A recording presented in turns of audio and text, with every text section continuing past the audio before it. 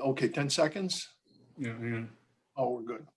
All right, I'd like to call our meeting to order. All members of council are present, as well as our senior management team. And roll call, again, all in. No closed meeting this prior to our council meeting. But I would ask as well is, traditionally, we waive, our moment of silence and national anthem, but being that this is November in particular, I would like to just to bring a perspective as well is that it's certainly apropos to acknowledge, obviously, our veterans of the First and Second World War and all the conflicts, and as well as our Legion members. So I would like to take some of this opportunity to thank them, our Royal Canadian Legion, in particular our branch right here in 261, for their ongoing and unwavering commitment to veterans and to the greater good of all of our community. Remembrance Day ceremonies look a bit different, obviously, this year for all of us due to the ongoing pandemic. And one thing that certainly remains the same, though, is our commitment in honoring our heroes, past and present, who fought and protect the values and liberties of those who continue to serve today. This year, in particular, is a hallmark year. It's the 75th anniversary of the end of the Second World War.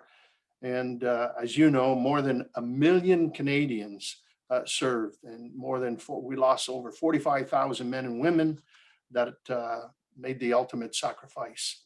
And another 55,000 were wounded. So we should all take a moment to reflect on the freedoms and the peace in our lives that we enjoy today, and to remember those men and women and the countless more who continue to serve and sacrifice for us every day. So lest we forget. So if we can take 30 seconds, just a moment of silence on behalf of our fallen veterans.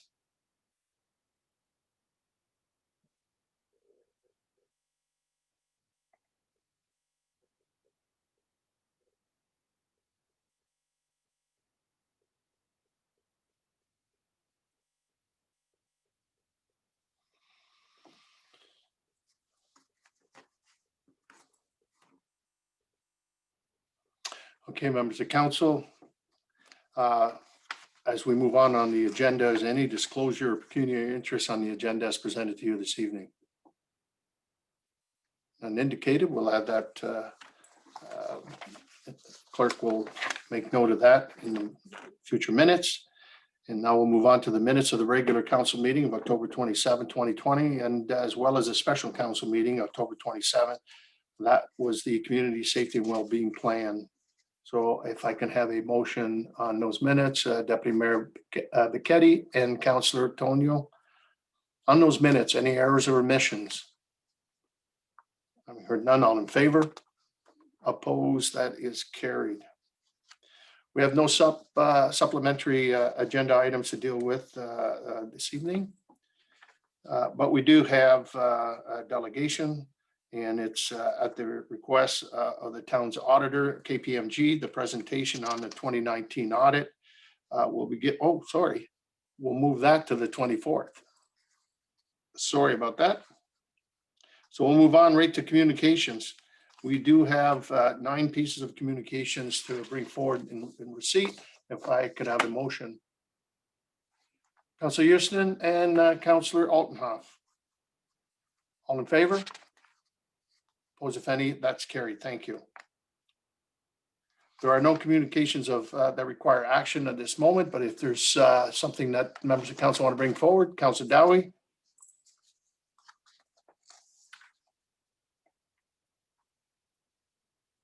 Thank you, Worship. I did see the resolution from Huron-Kinloss regarding, I guess, a principle that they wish to apply where property owners who don't reside in the municipality would be barred from actually voting. And I guess I don't endorse the resolution. However, I wonder if this is something that that AMO might be looking at in terms of the voters list. And with the notice that Elections Ontario will be taking care of the voters list for the next municipal elections, whether this matter might be already if it's being looked at or not. And I'm just more out of curiosity than anything else. Well, I'll keep it very short. The short answer to your question, Councilor Dowie, is yes. This has been certainly brought up and discussed. That the provincial government, as you know, MPAC used to be those that we used to depend on, but now that's been taken over by the provincial government. And I know that that's always been a bit of a sticky point for all, for municipalities for a lot of years. But so the short answer is yes, it's been talked about between the obviously municipal affairs and AMO.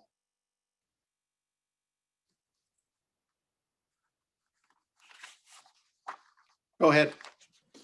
Thank you, Worship. The other one of a similar note was from Prince Edward County. The province recently rescinded the ability for municipalities to have ranked ballots. And so this resolution is saying let the local municipalities decide. I mean, we did our consultation as part of the ward boundary review, and we didn't find an appetite from our residents to go in this direction. However, I guess in some ways, I'd like for municipalities to be the authors of their own fortune or misfortune when it comes to this. And so I just wanted to call note of it. I don't wish to make a resolution or pull it off, but just there are changes being made, and you know what? It seems that different municipalities wish to have this ability, and I'd like to keep my eye on it, and perhaps something in the future if there are any additional changes to the Municipal Elections Act being proposed, that we could make a more fulsome response. Thank you for your comments, Councillor Dowie. I know that this has come before AMO on more than one occasion, and there really isn't an appetite to move forward. Obviously, the province has no appetite as well. This is something that initially was brought about by the City of London, and they seem to be coming back and with a few other municipalities that certainly are looking at it. But part of the big issue for many is on ranked balloting. What do you do when you've got 55 people running? In certain wards, you've got well, I guess you take the City of Toronto, where they got 26 to 36 mayors running for mayor positions. So it's a timing issue and so forth. It's something you can certainly bring it up. I mean, there's between elections, I think this is one of the things that they do look at municipal affairs. They have that conversation, and will it come again? Before the next election? Probably will. Certainly in that regards. But all in all, if you look at the 444 municipalities across the province, I mean, the majority of them have no appetite. They feel first past the post is that's the. They're looking for obviously the representation, but this is something it seems it's ongoing, and I won't be surprised if it comes back again. And I guess a response for many, even at AMO, when it was talked about to the province, say you need to start on the ranked balloting first, and we'll see how it works out. And so there's no appetite federally, and there's no appetite certainly provincially. And as you know, the 2015 Prime Minister Trudeau ran on looking at different ways of electing their representatives, and part of it was the rank balloting and so forth. And after doing some homework on that and reaching out to the general public, well, guess what? They're still not doing rank balloting on the federal side. So I don't know if there's a real huge appetite for it at this stage, but I think it's something that will come forward every cycle, election cycle. Thank you, Worship. And I just as someone who's got an interest, I did look at the London results last time. It looked very much like the first ballot victor actually carried the rank ballot as well. So I believe there's some data to back up the provincial direction on this. But anyway, thank you for the comments, and I'll leave it there. Okay. Any other piece of communication that you want to bring forward at this stage? Okay, then we'll move on to committee minutes. We have the minutes of the Personnel Committee. If I have a motion to adopt those. Councillor Houston and Councillor Tonio.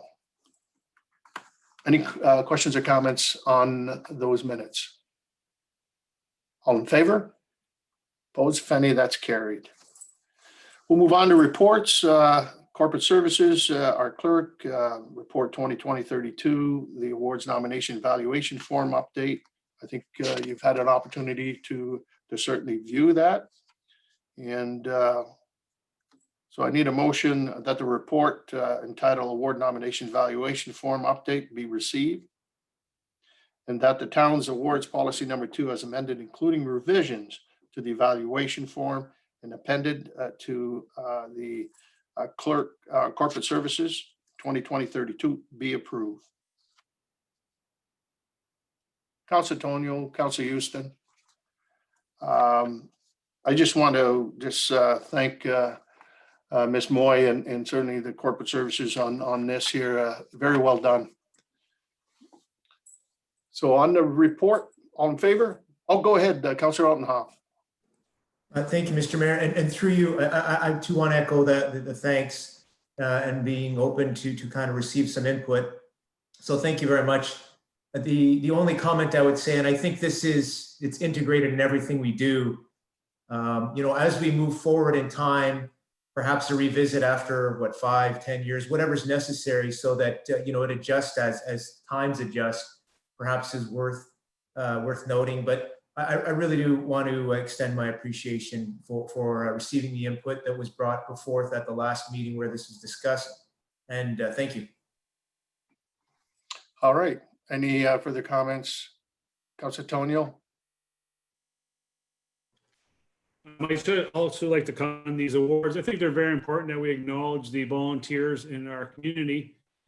As of today, I think we only have 2 nominations under one category, and it'd be nice to get more nominations out there. So I'm just pleading to the citizens out there that are watching that it's time to recognize your neighbors, time to recognize your friends, people that do a lot of work in their community. It doesn't have to be a huge thing. We're just looking to acknowledge people that do things in our community. So I'm asking our citizens to come forward, and unfortunately the deadline's tomorrow, I believe, correct, to our clerk, Madam Clerk? Is the deadline tomorrow? Through you, Your Worship. Yes, we have extended the deadline until end of business day tomorrow to allow for applications to be received. Thank you. And so I just asked citizens if they can, acknowledge their neighbors, and it takes a couple pieces of paper to fill out and send it to the town. So I'd appreciate that. Thank you. Council's not allowed to nominate, so we ask our citizens to do that for us. So thank you. Okay, thank you, Councillor. Okay, and any further questions or comments? If not, all in favor? Opposed, if any, that is carried. The second report, also corporate services. I don't know if maybe Margaret, our CAO, or Madam CAO, or certainly Ms. Moy, if you want to bring the donation to Goodfellows and where's that come about. But I think this is part of our Well, because of COVID-19, obviously, we're not doing things like we used to. You know, we're not getting together. There's no Christmas parties. There's no other opportunities, but I do believe we're looking at a donation to the Goodfellows, who, as we know, this year it's going to be very, very difficult to raise dollars. And it is my understanding that it's almost double the requirements this year in terms of aid for those families that are struggling. But if there's anything that administration want to add to this.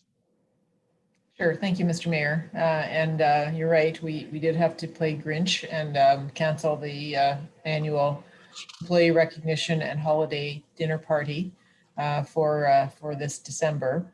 And the organizing committee is headed up by Jennifer Alexander from Corporate Services. So we asked if she could work with our fire chief to come up with a plan for a donation of some portion of the annual budget for that party to donate to Goodfellows. As you're aware, well, several members of council and staff, but particularly our fire and rescue services are avid supporters of the Goodfellows usual activities.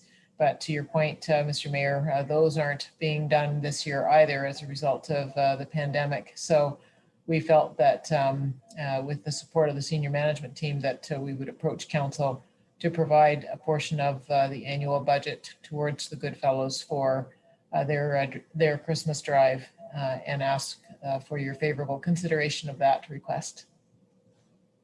Thank you, Ms. Evans. On the report, so we're looking at the provisions set in the proclamation, declaration, and donation request. Policy number 23 be waived to allow a one-time donation to be made on behalf of the town, and that $1,500 of the annual holiday dinner budget allocation be donated to the local Windsor Goodfellows Holiday Drive to help our needy citizens. Make the motion. Yep. Thank you, Deputy Mayor Becchetti, and supported by Councillor Altenhoff. Any questions or comments? I've heard none. All in favor? Opposed, if any? That's carried unanimous. Move on to financial services. We have our development charge reserve fund, and there he is, our treasurer, Mr. Kitsos, if you want to bring that report forward to us. Thank you, Mr. Mayor. So this report is our annual report on the state of our development charge reserve funds. So this is a requirement of the Development Charges Act. So it's just our annual statement on the activity. So I guess the highlights of the report are that we have some of our reserve fund categories that are in negative balances, or we call them unfinanced. So these are that Excuse we me, have. just if I can get Sean to maybe bring your report on screen. Sure. There we go. So in the report, we break out the categories that have positive balances, and that's highlighted in the paragraph. So there's a few categories that have a positive balance that's above that table that amount to around $883,000. And then below that, we identify in this table the development charge reserve fund categories that are in a negative balance or have unfinanced amounts. So you'll see those amounts are pretty high. Those are a result of investments in infrastructure, primarily wastewater infrastructure, to help advance development. So typically, development charge reserve funds will, they'll bounce back from positive to negative. It's typical for them to do that. Ours have grown into the negative category in these categories, and that's primarily because of the timing of development. So we haven't had as much development as quickly as we would have anticipated following the investment in this infrastructure. So this generally is a timing thing. and usually will be rectified by development growth.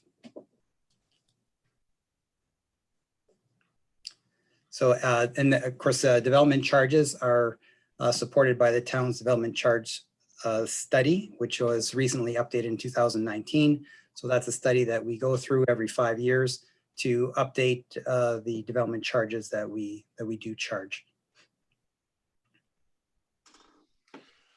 Okay, questions or comments, members of council? Councilor Houston. No, thank you, Worship. No questions. I'm prepared to move the report. Okay, moved by Councilor Houston, and do I have support? Councilor Jobin. The only comment that I will make is, we've got to get those subdivisions ready. We got to start developing.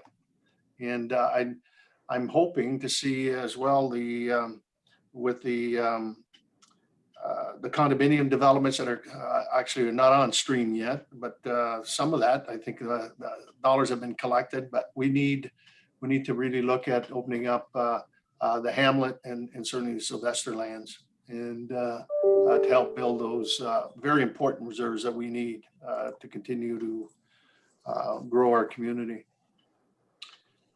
So on the question, all in favor? Opposed, if any? That is carried. Move on to information services. We have the TELUS Corporate Purchasing Group Agreement, and we have Mr. Firth, our Director of IT and Communications. You want to bring that report forward? Thank you, Your Worship. So briefly, this is a report that some on council have seen before. It's a contract that is negotiated on our behalf through the Connect Windsor Essex Consortium, which used to be WEDNET years ago, but they negotiate these agreements on behalf of the public sector entities in the region, so the hospitals, school boards, municipalities. And through this negotiation, we get, I guess you would call it, volume pricing for all of our cellular technology. So this report just highlights the fact that we'll be renewing again for 3 years with TELUS. Some of the pluses or perks that we're getting with our plans are identified in the report under comments. Some of the buckets have grown, a little more data, some US buckets, some US minutes, that kind of thing. I guess it's worthy to note too that in the last year or so, we've expanded our footprint with respect to mobile technology, having our field staff be connected in the field with tablets and or tough books to allow them to do the work in the field on site real time, instead of doing it in the field and then having to come back and spend time in their office to process the information, whether it's a building inspection or a public works issue, et cetera. So by tapping into an agreement like this, we're really benefiting for the data rates that otherwise would be a lot higher had we could just gone on our own with these plans, in conjunction with some of the savings we get with the tower, this TELUS antennas on our water tower help out as well. So for council to review, we're respectfully requesting that we continue with this agreement for another 3 years with the TELUS Corporation. Okay, thank you, Mr. Firth. There is a motion that TELUS Corporate Purchasing Group Agreement be received, and that a bylaw 2020-69 being a bylaw to authorize the mayor and director of Information Communication Services to execute TELUS Corporate Purchasing Group Agreement between the corporation of the town of Tecumseh and TELUS Communications Company be approved. Councillor Dowie moves, and Councillor Jobin support. Any questions or comments? Having heard none, all in favor? Opposed, if any? That is carried.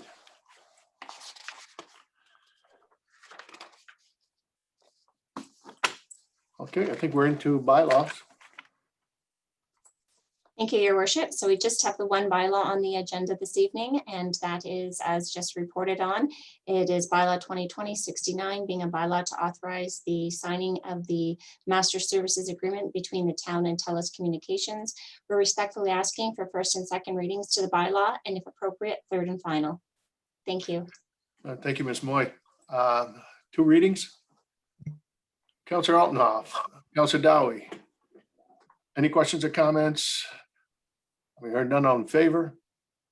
Opposed, if any, that's carried. Third reading is in order. Moved by Councillor Houston, and I need a supporter. Councillor Tonio. All in favor? Opposed, if any, that's carried. Members of council, any unfinished business?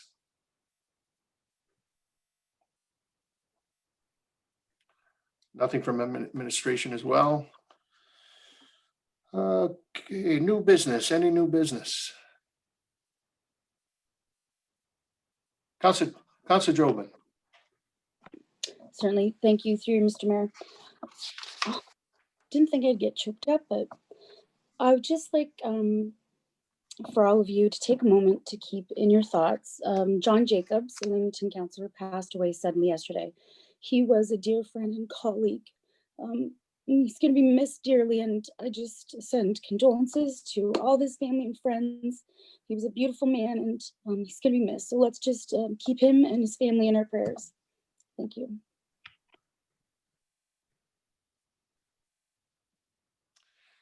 Okay, well, I certainly want to echo that. I was going to bring it up under certainly new business, a couple of them as well. John Jacobs, for many in the town here. John first started out as land ambulance, ABC Land Ambulance, and if you remember, and many here, and I know Donnie Massender used to work for John Jacobs way back in the day when it was ABC.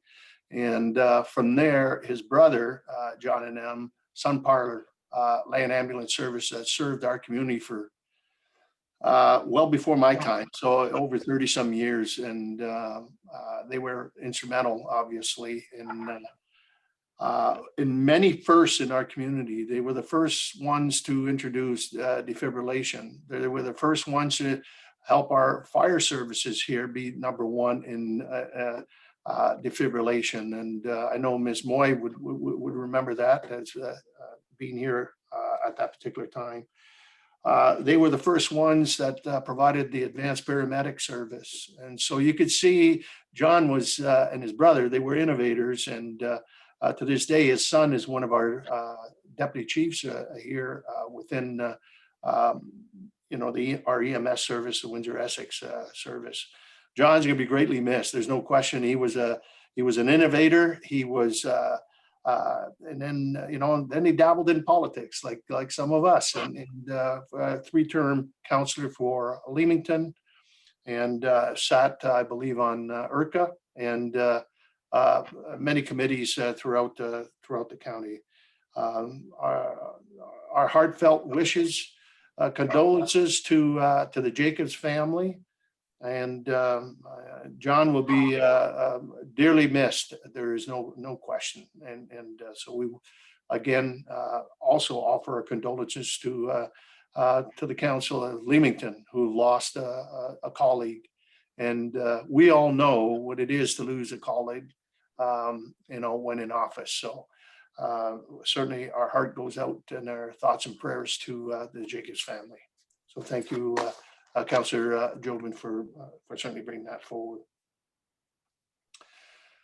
The other as well is that we've lost a very close friend, and I know that some of us have been around a little bit, and it's certainly with deep sadness to hear the passing of our dearest and most treasured friend, Dot Power, from Oldcastle, County Meath in Ireland.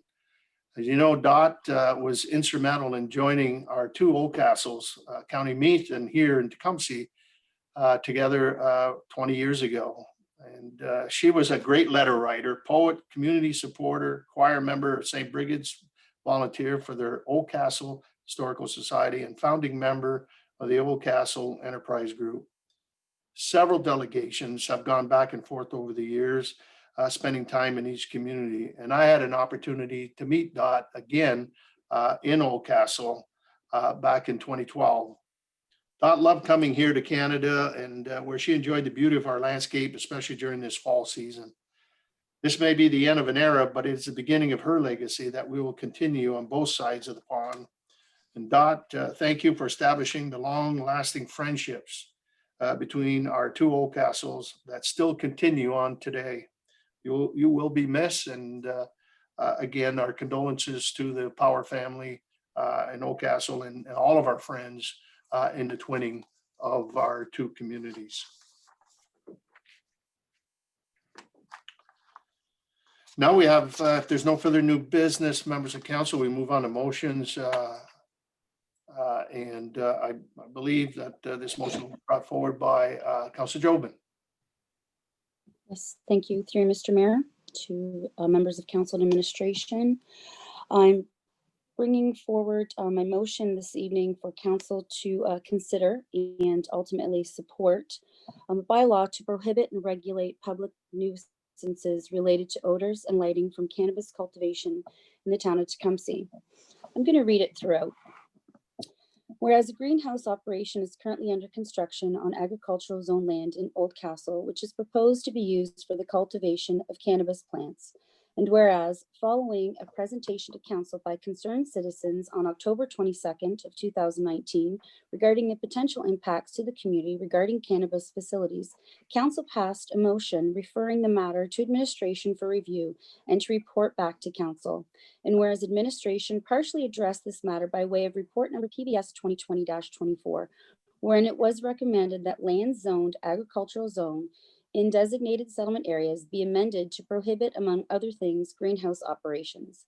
And whereas a statutory policy meeting was held to consider a change to the zoning bylaw to give effect to the recommendation in report PBS 2020-24. And whereas the draft new official plan establishes that cannabis greenhouses would only be permitted on agricultural lands subject to a site-specific zoning bylaw amendment that would have regard to, among other things, the introduction of appropriate design details, mitigating potential adverse impacts from odor and night light, with the ability to include appropriate terms in a site plan agreement to address such issues. And whereas the town of Kingsville has recently passed a bylaw under the Municipal Act regulating public nuisances from odors and lighting resulting from the cultivation of cannabis and plants. And whereas it is appropriate in the best interest of the town, residents, stakeholders, and directly affected property owners that the town considered the preparation of a bylaw that will address and regulate nuisances related to odor and lighting from the cultivation of cannabis plants. Now, therefore, be it hereby resolved that administration review and report back to council on the appropriateness of a bylaw in accordance to the Municipal Act that will address and regulate nuisances related to odor and lighting from the cultivation of cannabis plants, and that administration investigate opportunities to consider the matter with other municipalities in Essex County to try to seek a common regional regulatory approach.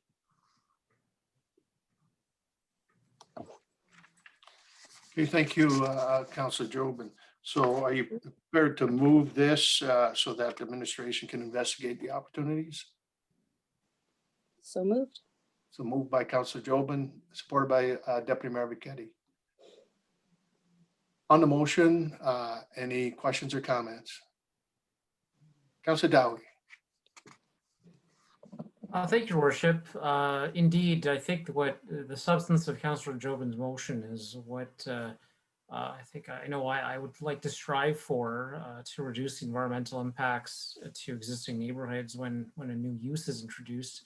I guess what I'm hoping that administration could flesh out is whether it ought to be limited to cannabis. I know cannabis incites the kind of these conditions, but are there other types of crops out there that could emulate the circumstance that ought to be considered as well? So anyway, just I'm very curious, but looking forward to seeing how this comes back.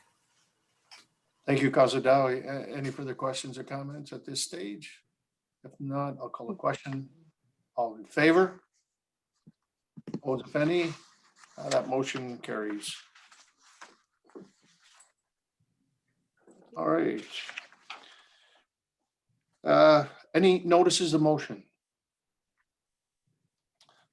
Okay, there are no notices of motion. Next meeting is Tuesday, November 24th, 2020. We have a 6 PM special council meeting. That's the award nominations and committee board appointments, followed by our 7 PM regular council meeting. So if there's no further business to be dealt with this evening, yes, Madam CAO. Thank you, Mr. Mayor. Just before adjournment, if we could get a motion on the confirmatory bylaw, please. Oh, how did I miss that? That's why you guys are here.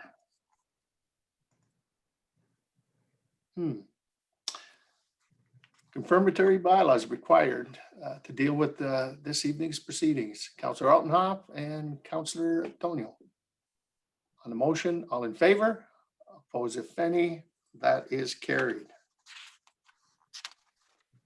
Now adjournment is in order. So move adjournment. Councillor Tonio and Councillor Altenhoff. On the motion, all in favor? Opposed, if any? That is carried. Thank you very much, members of council, for your presence this evening, as well as administration. I also want to take this opportunity to thank our residents that are watching from the comforts of your home and streaming. And take 2 minutes tomorrow at 11 o'clock and remember the reason why democracy works in this country. And also keeping your thoughts, all of our veterans, as well as the men and women that still serve overseas and here, as well as our first responders, our police, fire, and EMS. Let's keep them safe. And until we meet again on the 24th, I bid you good evening.